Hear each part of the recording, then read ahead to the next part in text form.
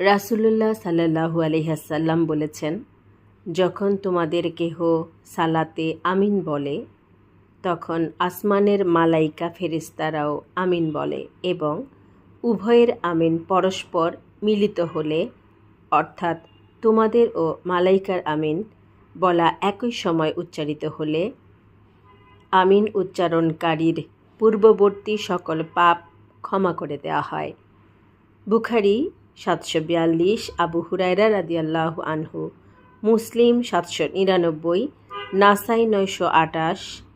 ৯৩৩, তিরমিজি ২৫০, ইবনে মাজাহ ৮৫১, ৮৫২। ওয়াইল রাদিয়াল্লাহু আনহু থেকে বর্ণিত, রাসূলুল্লাহ সাল্লাল্লাহু আলাইহি ওয়াসাল্লাম সূরা ফাতিহা পাঠ শেষ করে আমিন বলতেন এবং তা বলার সময় তার স্বর